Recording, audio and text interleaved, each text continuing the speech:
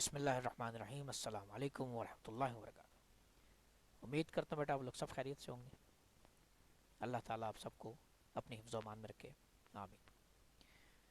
आज के लेक्चर में हम बात करेंगे जो बीकॉम बीए बीएससी जो पेपर कंडक्ट किया जाएगा उसका क्या तरीकाकार होगा।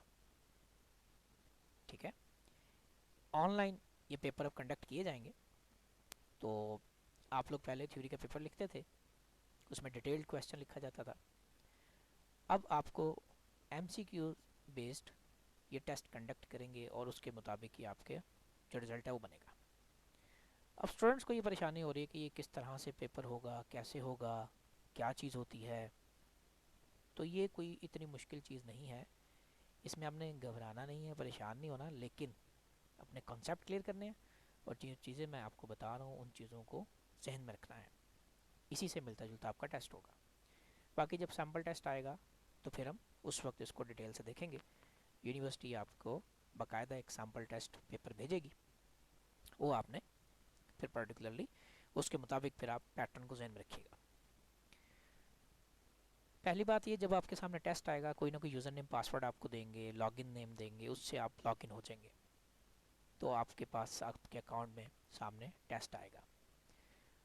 उस टेस्ट में क्या होगा अभी हम वो भी स्क्रीन देखते हैं, लेकिन उससे पहले कुछ चीज़ें, जैसे जो आपके सामने फ्रंट क्वेश्चन नंबर 1 आएगा, जो फर्स्ट क्वेश्चन होगा वो एमसीक्यू, उसके साथ चॉइसेस, वो कंप्लीट एक पेज पे सिर्फ एक ही होगा।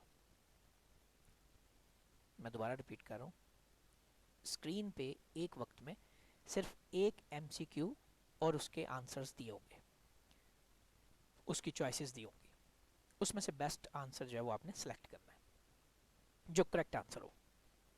ठीक है, अब लेट्स सपोज मैं कहता हूँ जी आपके सामने एक क्वेश्चन आ गया, तो ये क्वेश्चन पर्टिकुलरली इसके क्या मामलात होंगे।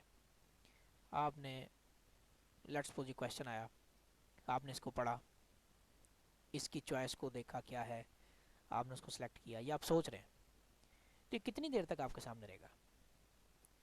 याद रखिएगा, एक क्वेश्चन के लिए सिर्फ और सिर्फ 50 सेकंड आपको दिए जाएंगे और ये बहुत टाइम होता है। एक लाइन या 2 लाइनों का सवाल होगा, साथ उसके 4 या 5 आंसर होंगे, चॉइसेस होंगी 4 या 5। अब चॉइसेस के आंसर उसमें से एक है जो एग्जैक्ट करेक्ट आंसर है, आपने उन 4 या 5 चॉइसेस में से बेस्ट जो चॉइस है, जो आंसर है, उसको टिक करना है।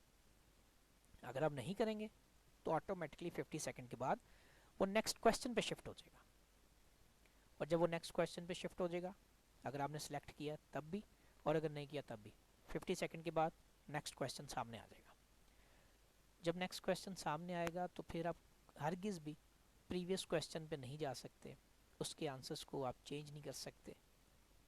सिर्फ जो स्क्रीन पे सामने क्वेश्चन है उसको पढ़ें और उसके आंसर को सिलेक्ट करें। उसका क्या तरीकाकार है उसको देखते हैं अभी। एक पर्टिकुलरली जो फ़र्ज़ करें, ये आपके सामने मैं एक वेबसाइट है उस पर जा रहा हूँ, तो यहाँ पे हमारे पास ये एक टेस्ट है। ये जो टेस्ट है ये आपके सिलेबस से रेलिवेंट नहीं है, लेकिन ये जस्ट फॉर प्रैक्टिस, आपको पता चले कि आखिर इसमें होता क्या है, किस तरह से काम किया जाता है, क्या क्या इसके मामला होते हैं। आपको सिर्फ ये क्लियर करने के लिए ये चीज़ सामने रखी है। ये ऊपर यूनिवर्सिटी का लोगो होगा, डिटेल आएगी, टेस्ट का नाम आ जाएगा, पेपर आ जाएगा, वो सारी चीज़ें आपके ऊपर कैप्शन में आ रही होंगी। अब ये पहला क्वेश्चन है, मैं इसमें से किसी एक चॉइस को सिलेक्ट करता हूँ। मैं कहता हूँ let's suppose second one is the answer. जैसे ही मैंने किसी एक पे क्लिक किया, आप देखें नया क्वेश्चन आपके सामने आ गया। राइट साइड पे एक टेबल आ रहा होगा, इसमें 50 क्वेश्चन हैं इस टेस्ट में, टाइम दिया हुआ है। तो आपके सामने पहला जो है क्वेश्चन वो अटैम्प्ट हो चुका है। अब आप देख रहे हैं जी कि नेक्स्ट फिर क्वेश्चन आ गया, आपने इसमें से किसी एक सेलेक्ट किया, किसी एक चॉइस को। मैं यहाँ पे सेलेक्ट करने लगा और ये देखें ये पे थर्ड आ गया। इसी तरह से फिर एक क्वेश्चन आया, मैंने इसको पढ़ा, इसके आंसर को सिलेक्ट किया। लेट्स सपोज मैंने इसको आपके सामने किया क्लिक, तो फिर एक नया क्वेश्चन आपके सामने आ गया। अब लेट्स सपोज मैं इसको सिलेक्ट नहीं करता, ऑटोमेटिकली 50 सेकंड के बाद ये स्क्रीन चेंज हो जाएगी। ठीक है, अभी मैं इतना टाइम नहीं दे रहा ताकि वीडियो का टाइम ना बढ़े। मकसद ये था कि आपको आइडिया हो कि टेस्ट में होगा क्या। मैं जिस ऑप्शन को भी इसमें से सिलेक्ट करूंगा ऑटोमेटिकली वो नेक्स्ट आंसर, नेक्स्ट क्वेश्चन पे शिफ्ट हो जाएगी। इतना सा काम है जो आपने करना है, लेकिन इतने से काम के लिए आपको टॉपिक का कॉन्सेप्ट क्लियर होना बहुत ज़रूरी है। अच्छा, ये लाजमी नहीं है राइट साइड पे इस तरह बकायदा टेबल हो रही है, जो क्वेश्चन मैं सेलेक्ट किए जा रहा हूँ उनको वो ब्लैक किए जा रहा है डार्क, अगर आप देखें। लेकिन इसमें एक चीज़ होगी, हो सकता है नेक्स्ट का बटन हो सकता है ना हो। और दूसरी चीज़ ये, उसमें जब आप तमाम तर कंप्लीट कर लेंगे एट द एंड, आपने सबमिट पे ज़रूर क्लिक करना है। हो सकता है वो एक एक क्वेश्चन के नीचे सबमिट कहे, या सबमिट द टेस्ट जब आपका कंप्लीट हो जाए उसके बाद ये ऑप्शन आए, तो आपने सबमिट टेस्ट उस वक्त करना है जब आप कहेंगे जी आपने मुकम्मल इसको कर लिया है।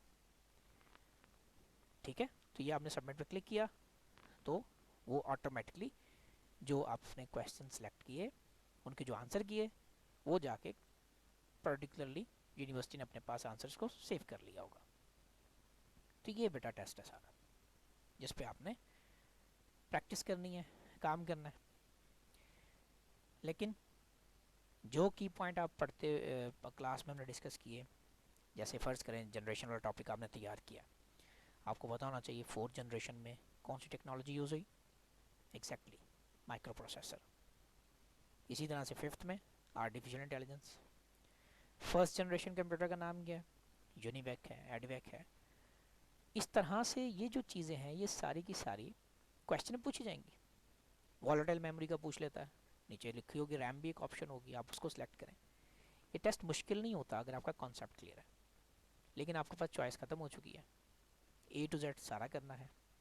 मैंने आपको जो पूरी बुक ए टू जेड पढ़ाई है उसी के पेपर होगा, लेकिन रोज़ का एक या दो टॉपिक तैयार करें डेली बेसिस पे, और उसके जो की पॉइंट है मेन उसको खुद से हाईलाइट करें। आप देखेंगे कि ये लाइन आपने पढ़ी है, इस पैराग्राफ को पढ़ा है, तो उसमें कौन सा ऐसा इंपॉर्टेंट पॉइंट है जो कि क्वेश्चन में पूछा जा सकता है।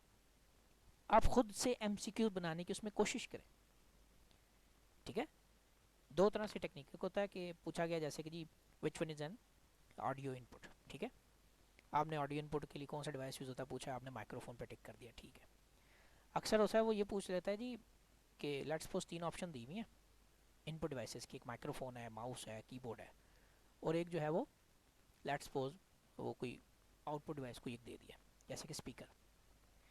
वो कहता है जी which one is an output device except, या सॉरी आप कह लें कि which one is an input device except, कि इनमें से इनपुट डिवाइस जो है इनके अलावा कौन सा है।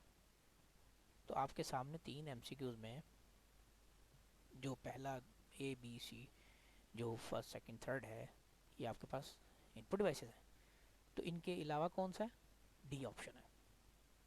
ठीक है, ये फोर्थ ऑप्शन है। तो यूँ आपने पर्टिकुलरली एक स्लाइड में मैंने ए बी सी डी लिखा है और एक में 1 2 3 4, यूँ एमसीक्यूज खुद से बनाने की कोशिश करें। बाकी आपको एमसीक्यूज में ग्रुप पे पेजेस भी भिजवाऊँगा, शेयर करूँगा, आप उसको सॉल्व करें। लेकिन उससे पहले आपको टॉपिक तैयार होना चाहिए। टॉपिक तैयार करेंगे तभी आपको ये सारी चीज़ों का बेनिफिट होगा। ये आपका टेस्ट है टोटल। अब आपको डिटेल्ड थ्योरी लिखने की ज़रूरत नहीं होगी, जस्ट आंसर सेलेक्ट करें, ऑटोमेटिकली नेक्स्ट स्क्रीन पे शिफ्ट होगा और submit the test, that is important. ठीक है, अगर उम्मीद करता हूँ कि अल्लाह खैर रखे आपको ये चीज़ें क्लियर हुई होंगी। बाकी जब सैम्पल पेपर आ जाएगा उस वक्त दोबारा इसको डिस्कस करेंगे, लेकिन टॉपिक तैयार करें, उसके की पॉइंट्स को याद रखें, उसकी प्रैक्टिस करें। अगर फिर भी कोई प्रॉब्लम है तो आप ग्रुप में पूछ सकते हैं। अल्लाह हाफिज़, फ़ी अमान अल्लाह।